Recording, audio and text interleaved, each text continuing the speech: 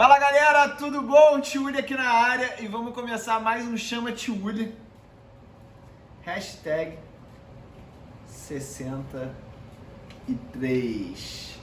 Galera, a gente está aqui numa correria gigante. Acabamos de fechar o lançamento da turma do Método Tiuli de Investimentos. Eu tenho o orgulho de falar que temos mais 3.100 pessoas na família. Quero agradecer e dar os parabéns a todo mundo que acreditou na ideia. E a gente vai aqui responder algumas perguntas que os candidatos a alunos mandaram pra gente. E a primeira pergunta é muito boa, tá? Ela já começa com o seguinte: Tiuli, você vai escutar a pergunta depois da vinheta. Caso esqueci de falar isso, aproveita e dá o like aí e já aperta a notificação para novos vídeos aqui no canal, beleza?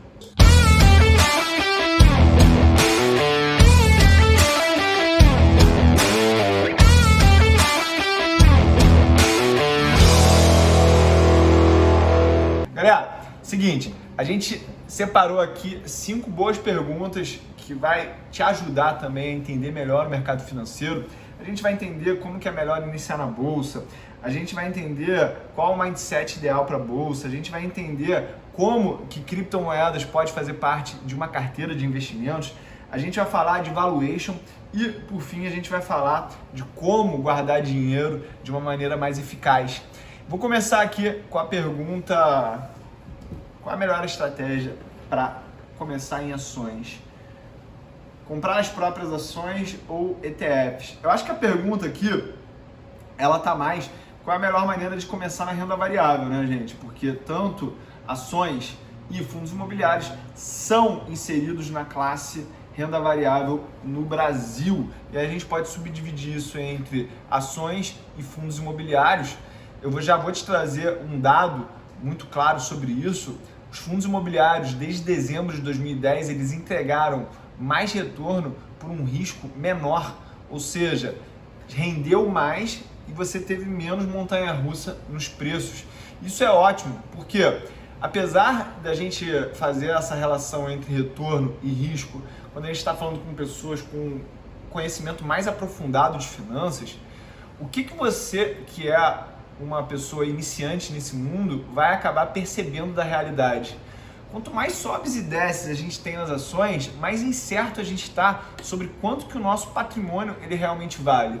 Ou seja, quando você tem essa montanha-russa mais suave, você está trazendo mais tranquilidade e mais percepção de tranquilidade para os teus investimentos. Isso pode ser uma coisa boa, mas também pode ser uma ameaça. Por que pode ser uma ameaça, Tiuli? Porque a gente pode ver alguns ativos, gente, muito calmos em algum momento, e quando ele acorda, ou ele despenca, ou ele explode para cima do nada. O mercado de renda variável, ele tem essa característica, ele tem essa singularidade de passado não influenciar no futuro. Isso pode também estar atrapalhando você na hora de aguardar o longo prazo para ter resultados na bolsa. Uma vez que uma ação ela pode tranquilamente andar de lado durante 5 anos e aí no 6º ano ela sobe, sei lá, 200, 300% e o resultado ele vem dali. Eu acho que foi há 2 anos atrás, em 2017, se eu não me engano, 2018, que o ano inteiro do Ibovespa foi lateralizado, chegou nas últimas 2 semanas, subiu forte, 10%, fechou o ano com 10%. Por isso que a gente sabe que o mais arriscado é não estar exposto na renda variável, tá? E aí, voltando aqui para o objetivo da pergunta, eu acho que você deve entender primeiro dos fundos imobiliários, porque eles têm características mais próximas dos investimentos que a sociedade como um todo está acostumada a fazer, que é comprar um prédio, cobra aluguel, paga IPTU, paga condomínio, arranja um inquilino. É essa a dinâmica e você, eu acho que vai compreender melhor isso, tá? Outra coisa favorável aos fundos imobiliários, gente, é que eles têm a obrigação de pagar 95% do seu lucro caixa em forma de dividendos, e isso traz uma maior previsibilidade de renda para você, beleza? Vamos aqui para a segunda pergunta, que é o seguinte: Tiuli, qual o mindset para manter o foco dos investimentos no longo prazo? Ótima pergunta essa aqui, Porque eu tenho uma característica que Pablito até gosta de me perturbar um pouco, que é o seguinte, galera, eu não tenho prazer em ter objetos materiais. Então, assim, ir lá no shopping comprar um tênis, ir na joalheria comprar um relógio caro, até ir comprar um carro na concessionária, isso não me atrai, de verdade. Eu fico pensando assim, cara, comprar um carro novo, eu vou ficar com medo de andar com ele na rua, porque você tem aquele apego inicial, né? Eu vou andar de relógio, a gente está no Brasil, perigoso. Eu até tenho aqui alguns relógios aí, você deve até conhecer, mas isso aqui não faz o meu feitio. O meu feitio, eu gosto mesmo, é de comprar ações. Eu gosto de ver a renda crescer cada vez mais. Eu gosto de ver o fluxo de dividendos parecer aquela cascata interminável que só está jorrando dinheiro para dentro da tua conta. E a partir daquele momento, eu vou gozar da liberdade de até não fazer nada. Eu já aprendi que não fazer nada é ruim para a tua saúde mental. Mas você ter a liberdade de chegar numa segunda-feira, hoje eu quero dormir até mais tarde, e não ter esse compromisso, não ter essa obrigação, é libertador. Então, o que me faz manter o mindset de longo prazo para investir é entender o que é importante para mim. Importante para mim é eu mandar no meu tempo, é eu determinar a minha agenda. É isso que te dá riqueza, te dá liberdade. Tô a fim de malhar 11 horas da manhã, eu vou lá e malho 11 horas da manhã. Eu tô a fim de viajar durante a semana com a minha esposa, eu vou lá e viajo. E não tenho que dar satisfação para ninguém. Porque ou eu tenho negócios online, ou eu tenho mercado financeiro, ou eu tenho uma empresa que ela tem uma governança que por si só ela anda 80% sozinha. Beleza? Então, é esse mindset que me dá essa perspectiva de longo prazo, de saber que se eu fizer os juros compostos trabalharem para mim, daqui a pouco eu vou estar recebendo uma renda passiva suficiente para eu falar não para o que eu quiser. Liberdade é você falar não para aquelas coisas que você não quer fazer, beleza? Vamos aqui para a terceira pergunta. Criptomoedas se encaixam mais como uma proteção? Não. Vou te falar, eu não sei nada sobre criptomoedas e vou te mandar a real. Poderia estar aqui enchendo linguiça, falando coisas que eu escutei há 20 minutos atrás num conteúdo só para repetir aqui que nem um papagaio de imitação, mas eu vou mandar o papo reto. Gente, eu não entendo de criptomoedas e não tenho curiosidade para entender de criptomoedas. É aquela história, o mercado de ações, o mercado de opções, as estratégias de trend following que eu uso, elas me geram tanto lucro que não me faz falta não estar operando Bitcoin, tá? Deixa eu falar aqui, então, do que eu entendo filosoficamente, guiado aí por princípios e valores, o que eu acho das criptomoedas, tá? Eu acho que ela já faz parte do inconsciente de um grupo de investidores. Eles enxergam o Bitcoin, e eu vou focar aqui em uma criptomoeda, como o ouro digital. Mas isso não impediu que o Bitcoin caísse 50% na crise que a gente teve no começo do ano de 2020. Por quê? Porque a gente está falando, gente, de fluxo de oferta e demanda por ativos.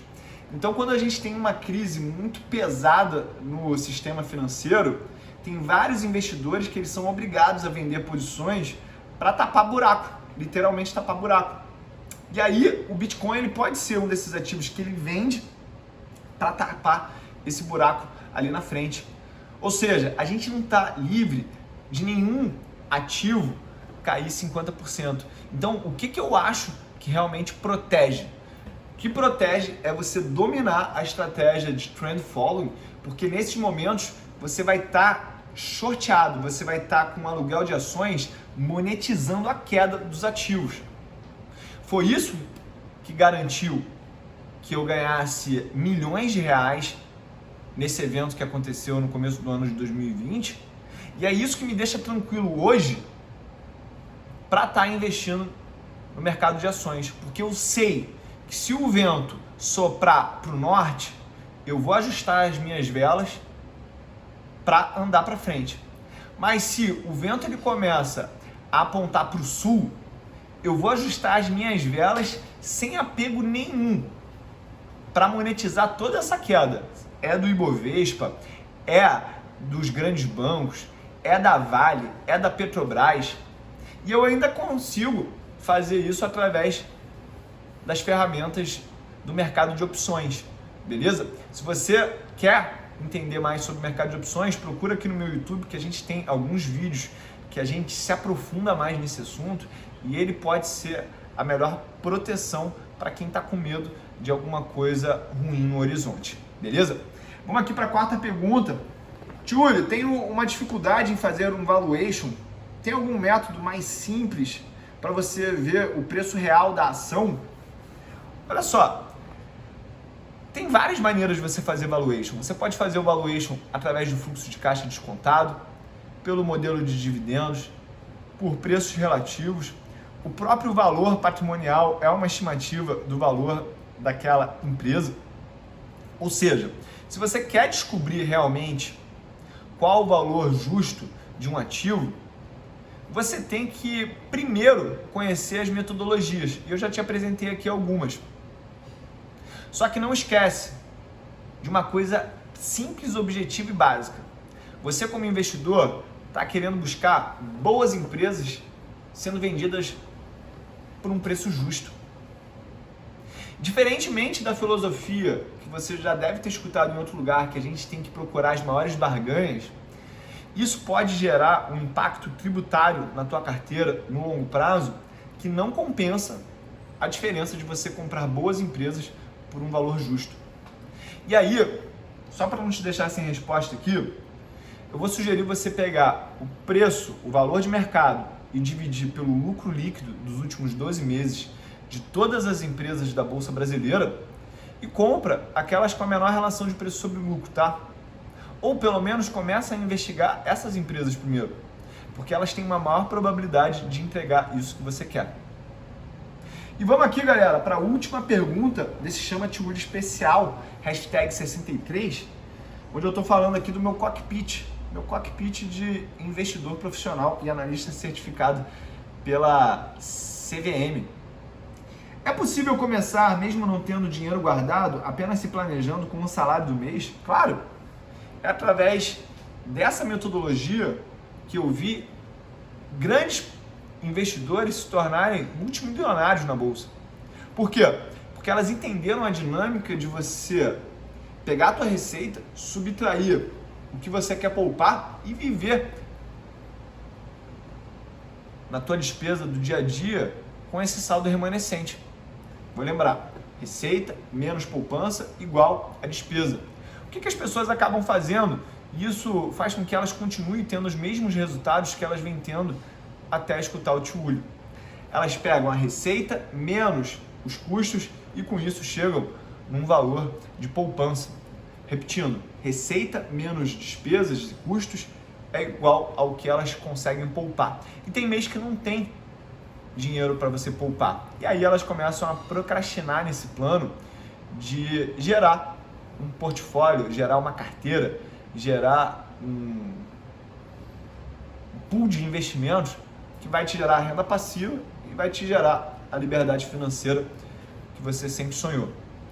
Mas isso você precisa de técnica, você precisa de uma mentalidade e quando você tem um mentor que te mostra as armadilhas no meio do caminho, você chega lá muito mais fácil e muito mais rápido, porque você não precisa cair nas cascas de banana que ficam pelo meio do caminho. Beleza, galera? Então, vou voltar aqui para minha atividade. Esse foi o Chama Túlio #63.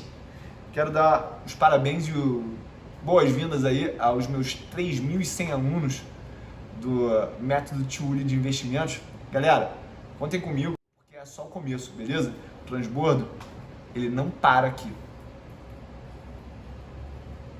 Tamo junto!